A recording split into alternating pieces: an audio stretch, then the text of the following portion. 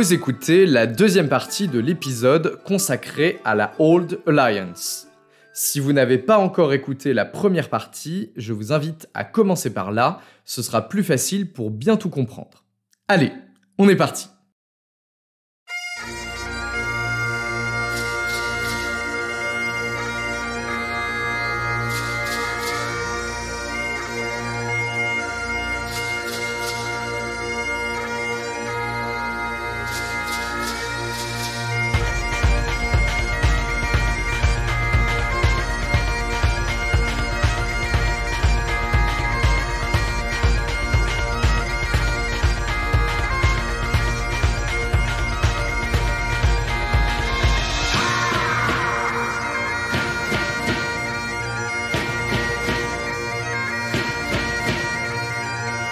« 1419. Le royaume de France est au bord du gouffre. Depuis l'assassinat du duc d'Orléans 12 années plus tôt, l'hostilité entre le camp des Armagnacs et celui des Bourguignons s'est muée en une guerre civile sans merci. Deux légitimités se font face. Le jeune dauphin de France, le futur Charles VII, a embrassé le parti des Armagnacs, face aux Bourguignons qui utilisent le roi fou, Charles VI, comme une vulgaire marionnette. Au moment où les Anglais déferlent sur la moitié nord du territoire, les hommes de confiance du dauphin ne trouvent rien de mieux à faire que d'assassiner à leur tour le duc de Bourgogne, venu chercher un terrain d'entente. Le meurtre du pont de Montereau, en septembre 1419, va rapidement avoir des conséquences dépassant largement la simple vengeance. Choqué par la traîtrise de ce coup de hache bien placé, le camp bourguignon bascule dans l'alliance anglaise. Le camp du dauphin, mené par un adolescent de 16 ans, privé des ressources immenses du trésor royal, va désormais subir toute la puissance combinée des machines de guerre anglaises et bourguignonnes. La situation est désespérée. Alors évidemment, le dauphin ne reste pas les bras ballants. Des émissaires sont dépêchés auprès des alliés historiques pour demander de l'aide. Enfin, supplier serait un terme plus adéquat à vrai dire. Parce que là, il n'y a plus d'arrogance française qui tienne. Le royaume est au plus bas et il est prêt à accepter n'importe quelle aide. Dès mai 1418, alors qu'il est forcé de fuir Paris, le dauphin a contacté son vieil allié écossais avec qui le dernier traité d'alliance date de 1391. Et, contre toute attente, l'Écosse répond à l'appel. Il y a toujours de l'espoir.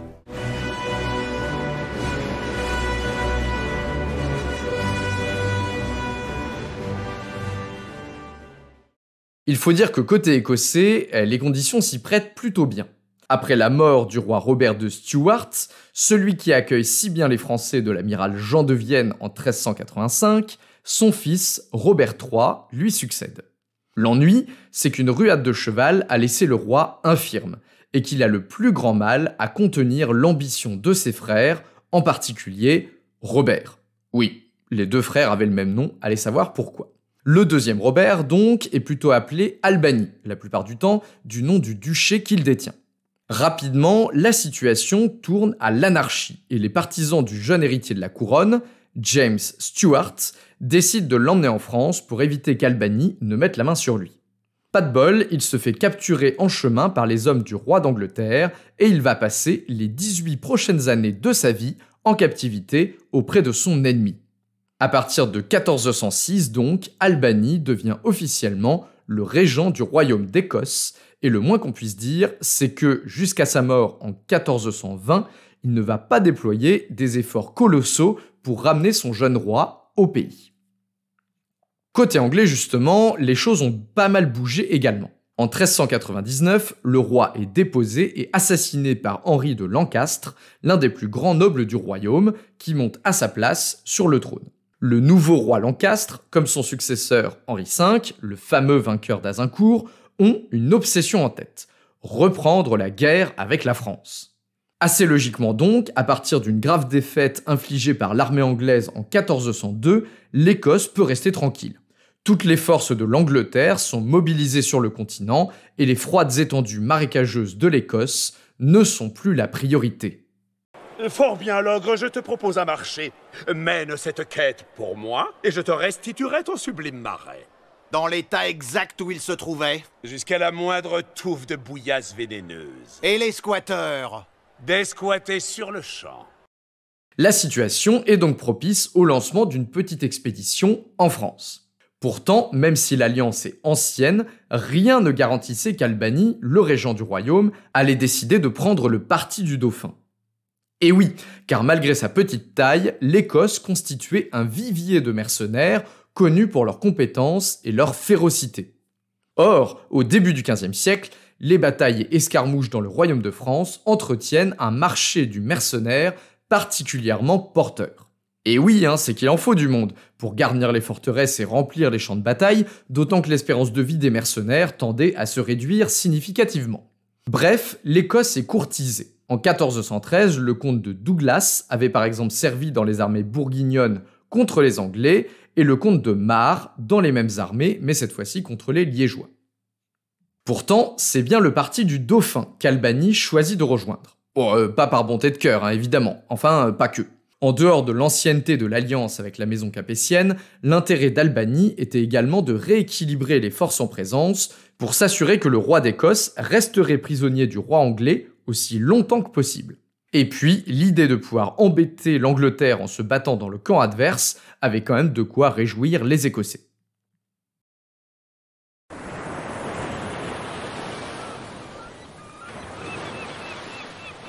En octobre 1419, c'est donc une armée de 6 à 7 000 Écossais, armés jusqu'aux dents, qui débarque à La Rochelle.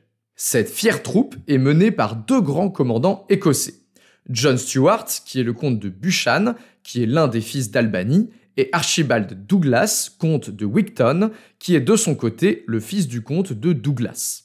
Ça va, vous suivez l'histoire? Bon. Aussitôt arrivé, le dauphin Charles les met au travail en répartissant la grande armée écossaise sur la ligne de front.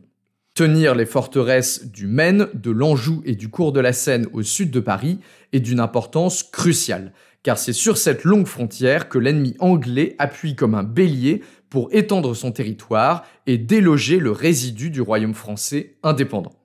Rapidement d'ailleurs, Charles renvoie Buchan en Écosse, dont il revient en mai 1420 avec 4500 soldats supplémentaires. Pour le dauphin, l'arrivée des Écossais ressemble fortement à une bénédiction. Comment est-ce possible? J'apporte la parole d'Elronde de Fonconde. Autrefois, une alliance existait entre les elfes et les hommes. À cette époque, nous avons combattu et péri ensemble. Nous sommes venus honorer cette allégeance. Lui qui a le plus grand mal à trouver des mercenaires et à les garder, voilà qu'il dispose désormais de plus de 10 000 soldats entraînés et prêts à en découdre. Pour l'occasion d'ailleurs, l'armée écossaise s'est métamorphosée. Pour affronter l'ennemi anglais, les commandants ont copié leur modèle tactique en recrutant 2 à 3 archers pour chacun des hommes d'armes qui composent l'armée. Contrairement au terrain écossais où il est facile de tout brûler puis de disparaître, la guerre en France nécessite un peu plus de structure. Après les grandes défaites de Poitiers et d'Azincourt, la stratégie française a été d'éviter les batailles rangées pour ne pas laisser l'avantage au modèle anglais reposant justement sur la puissance de feu des archers. Enfin, si on peut dire, disons plutôt la puissance de bois. Si cette stratégie avait bien marché à la fin du XIVe siècle, la situation est désormais bien différente. Le roi anglais en personne est présent sur le sol français et son allié bourguignon lui offre une aide considérable. Bref, pour l'emporter, le dauphin Charles ne peut pas se permettre d'esquiver l'affrontement. Il doit affronter l'ennemi avec les mêmes armes pour espérer recouvrer son royaume.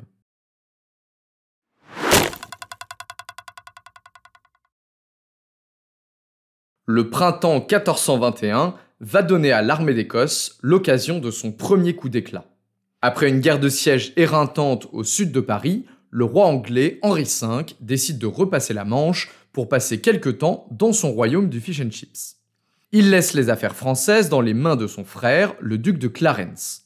Et Clarence, justement, compte bien profiter de l'absence de son frère pour montrer de quoi il est capable.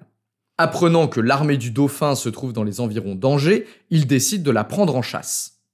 Après quelques habiles manœuvres de type « fuis-moi je te suis-moi je te fuis », les Français parviennent à bloquer la route de retraite de Clarence vers la Normandie. Ça commence à sentir fort la bataille, mais la date de Pâques approche. Les deux camps décident donc d'une petite trêve bien chrétienne. Mais l'Anglais est perfide. Profitant de la détente des Français et de leurs copains écossais, Clarence prend la décision de marcher sur le camp adverse au mépris du courroux divin. La suite d'ailleurs ne lui donne pas raison. Les Écossais sont surpris en plein match de foot, comme le disent les chroniques, mais parviennent à refouler les Anglais qui déboulent du pont de Baugé en Anjou, pas très loin d'Angers. Dans la cohue, le duc de Clarence est tué et l'armée anglaise s'éparpille aux quatre vents. Bien fait. Pour l'armée d'Écosse, on ne pouvait rêver plus belle victoire. L'attaque traîtreuse des Anglais et la mort du grand chef font les éléments d'une bien belle histoire, et les aspects matériels ne sont pas désagréables non plus. John Darley, l'un des commandants écossais, éponge une partie de ses dettes grâce à la couronne d'or piquée sur le cadavre de Clarence. Lawrence Vernon, un soldat de la troupe, fait fortune en revendant pour 40 000 écus d'or son illustre prisonnier, le duc de Somerset, au dauphin Charles. Pour ne rien gâcher, les Écossais n'ont perdu que 12 hommes, alors que les pertes anglaises s'élèvent à pas moins de 1600 soldats. Bref, carton plein pour ce premier match.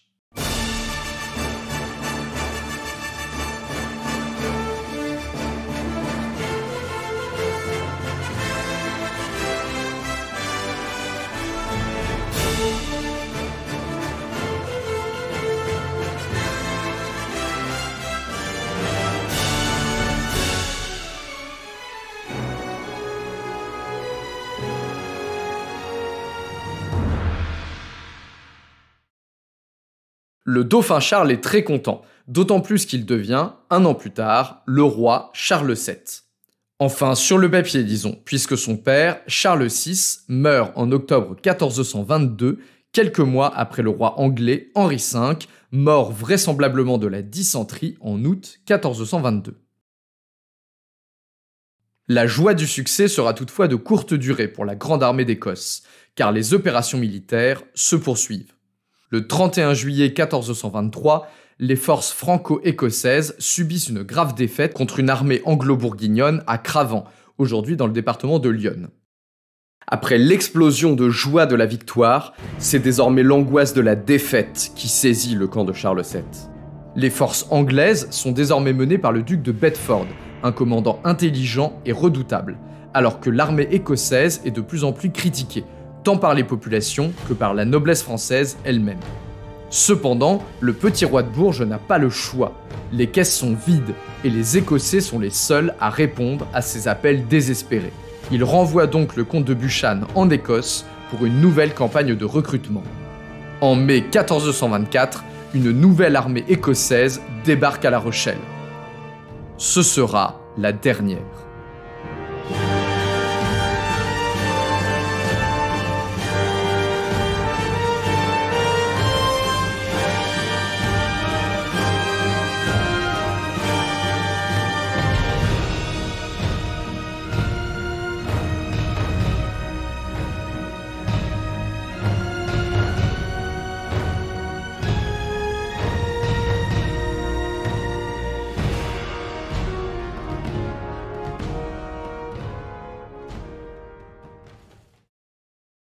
Les 6000 hommes qui foulent la terre de Charente en ce printemps 1424 sont cette fois-ci menés par Archibald Douglas, le comte en personne.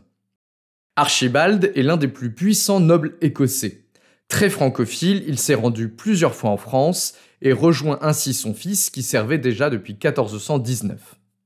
Malgré sa stature, sa réputation ne joue pas vraiment en sa faveur, puisque les Écossais le surnomment Tin Man, c'est-à-dire le perdant. Un surnom au double sens très anglais, puisqu'il peut autant faire référence aux deux grandes batailles de Holmedon Hill en 1402 et de Shrewsbury en 1403 qu'il a perdu face aux armées anglaises, ou aux morceaux de sa personne qu'il a laissés sur ces deux champs de bataille, respectivement un œil et un testicule. J'ai combattu 2 jours avec une flèche plantée dans un testicule. Mais cette fois-ci, Douglas le sent, c'est la bonne. Après avoir assemblé ses troupes, il quitte Tours début août 1424 avec 10 à 12 000 hommes sous ses ordres. Il fait en chemin sa jonction avec les commandants français et lombards qui complètent sa compagnie et continue son chemin vers le nord, prêt à inscrire son nom dans l'histoire militaire. Car le duc de Bedford, le commandant en chef des troupes anglaises, tient la campagne. Il est en train d'assiéger la forteresse d'Ivry. L'armée de Douglas arrive trop tard pour la sauver et décide en conséquence d'aller en assiéger une autre, celle de Verneuil-sur-Avre, au sud de l'actuel département de l'Eure. Bedford accourt avec ses troupes et un choc d'une rare violence se produit le 17 août 1424 à proximité de la ville. Pour le royaume de France, c'est une sanglante défaite. La grande armée d'Écosse est massacrée et perd plus de 6000 hommes. Le comte de Douglas lui-même reste sur le carreau, confirmant jusqu'au bout sa triste réputation. Même côté anglais, c'est un carnage, avec 1 millier de victimes. La bataille est une véritable boucherie, et les chroniqueurs sont saisis d'effroi. On dit que le duc d'Alençon lui-même est retrouvé et fait prisonnier par les soldats anglais, alors qu'il étouffait sous une pile de cadavres d'Écossais. Pour la grande armée d'Écosse, c'est bien la fin. Les Écossais survivants continuent de se battre pour Charles VII et ils seront finalement intégrés dans les compagnies d'ordonnance qui constituent à partir de 1439 le cœur de la nouvelle armée permanente. Un petit noyau de soldats fidèles continue d'assurer la sécurité du roi, c'est la fameuse garde écossaise créée en 1418 qui va perdurer jusqu'en 1830. Mais pour l'essentiel, c'en est fini des grandes opérations militaires conjointes. Pourtant, l'alliance a bien été renouvelée en 1428. Mais la donne, désormais, a changé. Le roi, James Ier, a enfin regagné son trône et il n'est pas du tout aussi francophile que le régent Albany pouvait l'être. En 1424, il a éliminé le fils de l'ancien régent et il a repris pleinement le pouvoir. Peut-être plus important, le roi Charles VII n'a désormais plus un besoin aussi viscéral de son ancien allié écossais. Plusieurs facteurs vont se conjuguer à partir des années 1430 pour renverser la balance en faveur du camp français. On en a parlé un peu dans l'épisode sur Gilles de Rais, souvenez-vous, donc je ne vais pas revenir ici sur l'épopée de Jeanne d'Arc, sur le traité d'Arras en 1435 qui renverse l'alliance bourguignonne, et sur la mort du duc de Bedford en 1435 également, qui prive les Anglais de leur plus redoutable commandant. Normalement, vous connaissez tout ça, et si c'est pas le cas, je ne peux que vous encourager à aller écouter cet excellent épisode. D'ailleurs, pour l'anecdote, l'épopée de Jeanne d'Arc commence au moment où disparaît le dernier grand commandant écossais. On l'a dit, il y avait initialement 3 commandants venus en 1419. John Buchan, qui était le fils du régent Albany, est mort à Verneuil. Archibald, le comte de Wigtown, repart en Écosse à la mort de son père pour reprendre le comté de Douglas. Le comte de Douglas lui-même, donc, arrivé en 1424, est également mort à la bataille de Verneuil. Le dernier commandant restant après 1424, c'est donc John Stuart Darnley, l'un des héros de la bataille de Baugé, qui par ailleurs a perdu un œil au service du roi à la bataille de Cravant. Eh bien, ce brave John trouve la mort en février 1429 lors d'un affrontement bien peu glorieux, il faut quand même l'admettre, nommé la Journée des Harengs. Poisson frais! Embusqué proche d'Orléans qui est alors assiégé par les Anglais, John cherche à couper leur ravitaillement pour les affamer.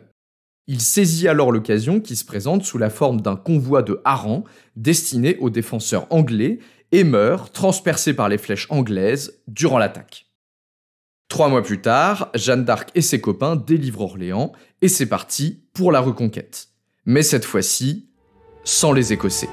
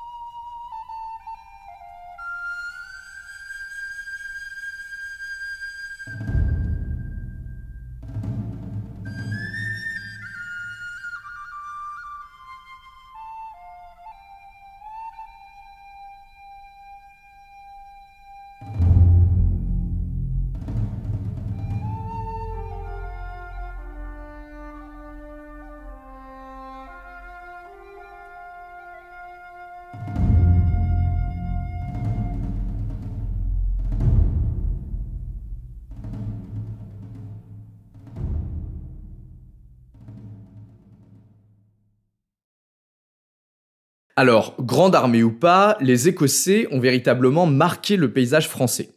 Le moins qu'on puisse dire, c'est que leur arrivée et leur séjour n'a pas laissé les populations et les chroniqueurs indifférents. Déjà, commençons par établir un fait.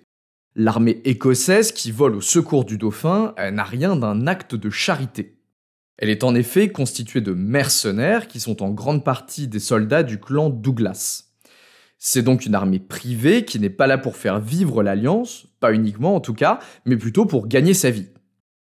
D'ailleurs, la condition de l'arrivée du premier corps expéditionnaire en octobre 1419 était le paiement en avance de 119 000 livres de gages pour les soldats, une somme énorme qui oblige Charles VII à licencier une partie de ses autres troupes. Et oui, les Écossais, ça se mérite. L'appât du gain, l'excitation de l'aventure, mais également la perspective de s'installer pour de bon en France, sont les véritables moteurs de cette coopération internationale inédite. Archibald Douglas lui-même n'est pas venu gratuitement, c'est le moins qu'on puisse dire. Il réclame, comme prix de son soutien, rien de moins que le duché de Touraine, un duché particulièrement riche, qui était tombé dans les mains de Charles VII après la mort du dernier héritier. Les autres commandants reçoivent également des seigneuries pour montrer la reconnaissance du roi. John Darley, par exemple, le héros malheureux de la journée des harengs, reçoit la seigneurie d'Aubigny-sur-Ner, aujourd'hui une petite bourgade entre Orléans et Bourges, dans laquelle on peut admirer le château des Stuarts et entendre de temps en temps résonner un peu de cornemuse à l'occasion des fêtes franco-écossaises chaque année. Assez logiquement, on s'en doute, la noblesse française n'est pas très contente de voir débarquer ces espèces de sauvages qui raflent d'un coup de prestigieuses seigneuries. Leur vision se retrouve chez une partie des chroniqueurs qui attribuent assez rapidement les défaites militaires au comportement des Écossais dans le but de minimiser la responsabilité des commandants français. Tricheur! Mauvais joueur! C'est pas correct. Charles VII lui-même, dans une lettre envoyée aux bourgeois de Lyon pour les rassurer juste après la bataille de Cravant, n'y va pas de main morte. Il explique que ce n'est finalement pas si grave puisque très peu de nobles français sont morts dans l'affrontement et que les victimes sont surtout des Écossais, des Espagnols et d'autres étrangers. Pourtant, certains témoignages remettent en question la responsabilité unilatérale des Écossais dans les défaites. La chronique de la Pucelle, par exemple, ainsi qu'une autre chronique bourguignonne appelée le Livre des trahisons de France, explique que les Écossais se sont battus vaillamment à Cravant, mais ont été trahis par la cavalerie française et lombarde, qui s'enfuit au moment où les Anglais commencent à prendre pied de l'autre côté de la rivière défendue par les Écossais. Suite à quoi les Écossais les ont insultés, mais comme ils parlaient pas très bien français, les Français n'ont rien compris. À Verneuil, en 1424, il semble bien que ce soit la témérité des Écossais, brûlant de rage contre les Anglais et animés de la volonté de remporter une grande bataille, qui ait scellé le sort des forces françaises. Mais là encore, les chroniques ne sont pas toujours unanimes et ça n'est pas vraiment noir ou blanc. Alors ça, c'est pour la partie militaire. Mais même en ce qui concerne la vie quotidienne, les relations entre alliés sont pour le moins difficiles, on va dire. Les populations civiles en particulier se plaignent continuellement des ravages et pillages opérés par les soudards écossais. Je suis très fâché, ma fiotte, que vous me preniez pour un pillard. Oh, jamais dit pillard, n'exagérons pas. Dès leur arrivée, la rumeur populaire les décrit comme des outravins et des mangeurs de moutons. Il faut dire que la Touraine, le Maine et l'Anjou, c'est quand même beaucoup plus riche et fertile que l'Écosse, donc forcément, il y a de quoi aiguiser l'appétit. En 1424, alors qu'Archibald Douglas, le nouveau duc de Touraine, vient à peine de découvrir sa nouvelle capitale de Tours, les bourgeois et les habitants de la ville n'attendent déjà qu'une chose, qu'il se barre pour aller faire la guerre et emporte avec lui toute son armée. Une expression court même alors sur les lèvres des habitants. Un bon Écossais est un Écossais mort, ou en tout cas un Écossais loin de Tours. Il faut dire que les problèmes s'accumulent. En 1423, par exemple, des soldats écossais en maraude tentent de rançonner la ville de Vierzon. N'obtenant pas gain de cause, ils décident de capturer et de pendre à un arbre 6 chasseurs de perdrix qui sortent de la ville, avec parmi eux un dénommé Jean de Ponce, dont la corde se détache miraculeusement et qui parvient à s'enfuir pour raconter son histoire. Quelques années plus tard, c'est un sergent de la ville de Tours qui est indemnisé par la municipalité pour avoir perdu son chapeau lors d'un affrontement avec les maraudeurs écossais du coin. Attends un peu. Mais où est mon chapeau? Et où est ma... Mais quelqu'un m'a fauché mon pépin? En 1428, la ville de Tours doit même lever un impôt exceptionnel pour recruter des soldats et aller reprendre la forteresse de Langeais, dont des brigands écossais se sont emparés. Même plusieurs années après les grandes défaites de Cravant et de Verneuil, il reste encore pas mal d'Écossais vivant sur le pays. On disait alors qu'il était impossible d'aller de Blois à Orléans sans en croiser sur sa route. Alors forcément, c'est pas très bon ni pour le commerce, ni pour l'amour entre les peuples. Bon, il faut quand même dire que les locaux ne sont pas toujours non plus très accueillants. Il y a par exemple une histoire d'un cordonnier de Bayonne qu'un capitaine écossais vient voir un jour pour se faire une nouvelle paire de bottes. En attendant que la paire soit faite, il laisse une ancienne paire de bottes en gage auprès du cordonnier. 2 semaines plus tard, voyant qu'il n'a aucune nouvelle, il retourne voir le cordonnier. Et celui-ci lui dit que tant qu'il n'aura pas reçu son argent, il ne réalisera pas le travail.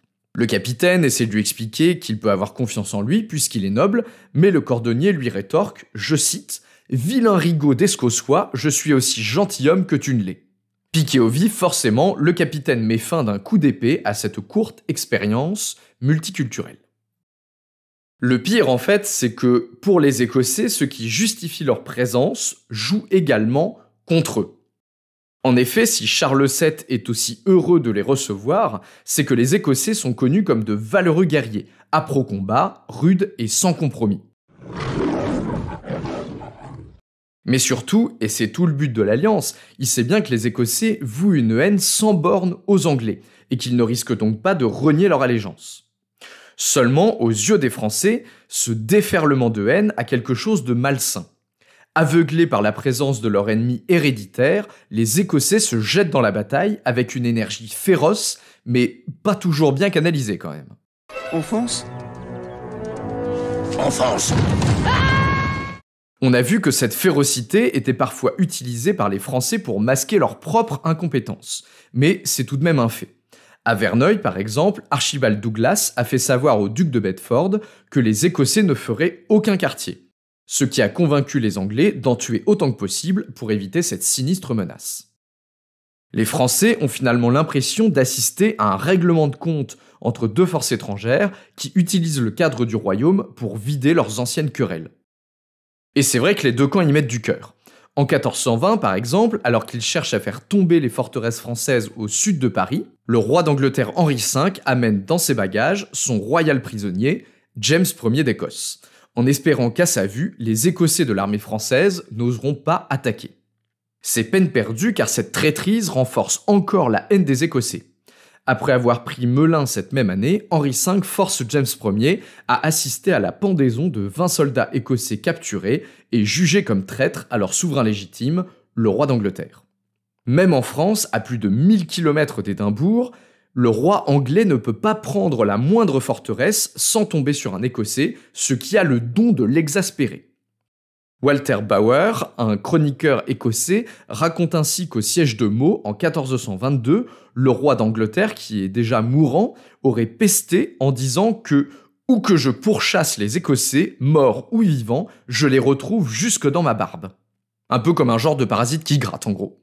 Les Écossais, de leur côté, se gargarisent d'être vus comme la némésis des Anglais, et de pouvoir leur faire échec où que ce soit. Après la victoire de Baugé, par exemple, en 1421, le pape Martin V se serait ainsi exclamé « Les Écossais sont vraiment un antidote contre les Anglais ». Pourtant, aux yeux des Français, en fait, il n'y a pas grand-chose qui différencie les Anglais des Écossais. On l'a dit, la plupart des soldats écossais parlent anglais, il n'y a que les nobles qui sachent parler un bon français. Certes, leur ardeur au combat les rend particulièrement utiles, mais ils semblent plus se battre pour épancher une haine inextinguible que vraiment pour servir le royaume de France. Et puis bon, être pillé par un Écossais ou par un Anglais, ça fait finalement pas grande différence aux yeux des populations. Le résultat reste le même. Encore une fois, la cohabitation entre les deux peuples met l'alliance à rude épreuve. Et c'est en définitive un soulagement pour les Français de voir les Écossais redevenir ce qu'ils ont toujours été, des alliés fidèles mais lointains.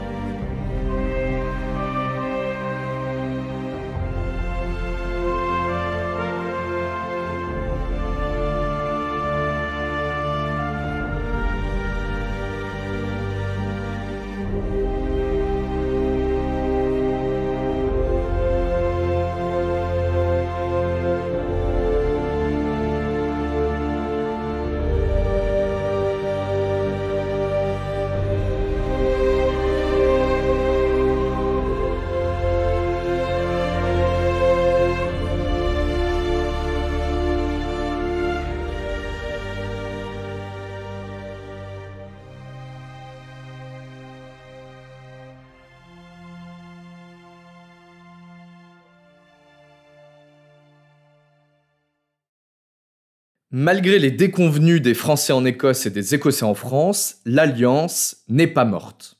Elle va encore perdurer pendant plus d'un siècle après la sanglante bataille de Verneuil. Réitérée par traité en 1428, 1448, 1484, 1492 et enfin 1512 et 1517, la fameuse Old Alliance s'éteint officiellement en 1560, au moment où l'Écosse embrasse la foi protestante et s'allie à l'Angleterre. De ces 3 siècles d'alliance franco-écossaise, il est difficile de dégager une véritable vision d'ensemble. Chaque avènement d'un nouveau souverain, chaque modification des équilibres diplomatiques et militaires a teinté les différents moments de l'Alliance d'une couleur particulière. De mon côté, ce qui m'a frappé lors de mes recherches est un certain déséquilibre, pourrait-on dire, entre les deux alliés. Entre 1295 et 1560, l'Écosse a indubitablement donné beaucoup pour l'Alliance. À plusieurs reprises, le respect des termes de l'Alliance a coûté cher au royaume. Plusieurs grandes défaites écossaises sont ainsi des tentatives courageuses, mais ratées, d'ouvrir ce fameux deuxième front écossais dont rêvaient les souverains français. En 1346 à Neville's Cross et en 1517 à Flodden, les rois écossais ont payé de leur liberté ou de leur vie leur engagement personnel dans l'Alliance. L'exemple qui m'a le plus frappé, c'est l'épisode dit de la Burnt Candlemas, la chandeleur de feu. En novembre 1355, le roi de France Jean II envoie une petite troupe menée par le chevalier Eugène de Garancières dans le but de distribuer largement 40 000 écus pour convaincre les nobles écossais de relancer la guerre contre Édouard III. Deux comtes, Angus et March, accepte ainsi de lancer une attaque surprise contre la ville anglaise de Berwick, à la frontière. L'affaire est un fiasco complet et met Édouard III dans une colère noire. Occupé en France par ses opérations militaires, il retraverse la mer en toute hâte et se rue sur l'Écosse. En plein mois de février, l'armée anglaise progresse jusqu'à Édimbourg, laissant dans son sillage une traînée de territoires dévastés, dévorés par les incendies. Je me demande si c'est vraiment nécessaire, toute cette violence. Non, ça va. Le royaume de France, de son côté, s'est également engagé dans l'Alliance.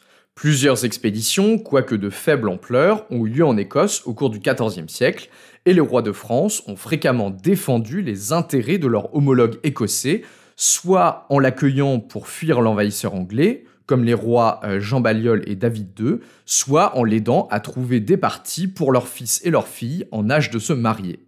Le mariage le plus célèbre est sans doute celui de Marie d'Écosse avec le futur François II, qui en fera la reine de France en 1559 pendant un peu moins d'un an. Un autre mariage royal a eu lieu cependant en 1436 entre Marguerite d'Écosse, qui était la fille du roi James Ier, et le dauphin Louis, qui était le futur Louis XI.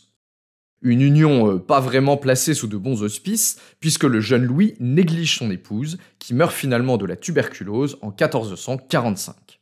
Il faut croire que Louis XI ne goûtait guère aux joies du mariage, puisque la vie de sa deuxième femme, Charlotte de Savoie, n'a pas non plus été vraiment une fête. Bref, en dehors des mariages et du logis, les rois de France ont également utilisé leurs immenses ressources financières pour renforcer l'alliance et pour s'attirer son soutien militaire, comme en 1424. Finalement, dans cette histoire, les Écossais auront payé de leur sang et les Français de leur argent. Eh oui, mon gars, chacun se bat pour ce qui lui manque. Alors cette alliance, on en pense quoi ? Est-ce que ce n'était en tout état de cause qu'un coup d'épée dans l'eau, une opération diplomatique qui a coûté bien plus cher qu'elle n'a rapporté ? Si l'on considère la question sur le plan purement matériel, effectivement, l'alliance n'a pas eu l'effet escompté. La force conjuguée des deux royaumes n'a jamais permis de neutraliser pleinement l'ennemi anglais. Mais en même temps, qui aurait pu y croire ? Comment deux territoires aussi éloignés, à la fois géographiquement, économiquement et culturellement, auraient-ils pu honorer les objectifs démesurés de cette alliance ? Comment un lien soumis à de tels changements de fortune aurait pu avoir un impact significatif ? Ce n'est pas le bilan comptable de la Old Alliance qui est intéressant à mon avis, mais plutôt le caractère original de cette espèce d'alliance inédite, unique en son genre, et la suite d'événements incroyables qu'elle a entraînés. La diplomatie est même, on peut le dire, un domaine fascinant. Au travers des formules ampoulées des traités manifestant la puissance et l'indépendance des États, c'est justement leur impuissance et leur velléité qu'on devine. En 1428, par exemple, le diplomate et grand écrivain Alain Chartier est envoyé auprès de James Ier pour négocier le renouvellement de l'alliance et obtenir l'envoi de nouvelles troupes. Devant le souverain tout juste rétabli sur son trône, il se livre à un vibrant éloge de la relation franco-écossaise. Je vous laisse avec ces mots, qui sont d'autant plus troublants quand on les compare à la réalité des relations entre Français et Écossais lorsque la fortune les a fait se rencontrer.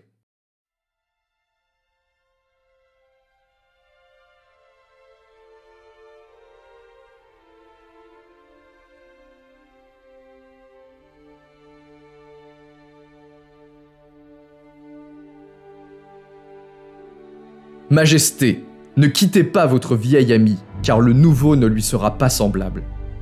Ce ne sont pas là en effet des liens stipulés sur une charte en peau de mouton, mais bien dans la chair et la peau des hommes. Ils n'ont pas été écrits avec de l'encre, mais plutôt avec le sang versé et mêlé de nos deux royaumes.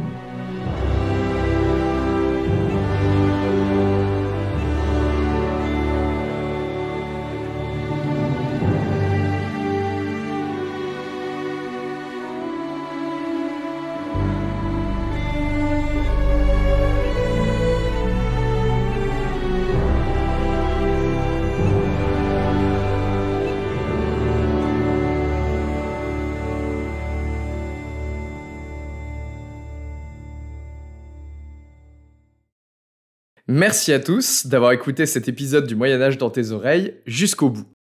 Comme d'habitude, vous trouverez la liste des sources bibliographiques ainsi que les morceaux de musique utilisés en description. N'hésitez pas à suivre la page du podcast sur Instagram et sur Facebook pour ne rater aucune actualité. Et d'ailleurs, j'en profite pour vous rappeler que la FAQ court toujours, donc si vous avez des questions à me poser ou des remarques à m'envoyer, c'est le moment.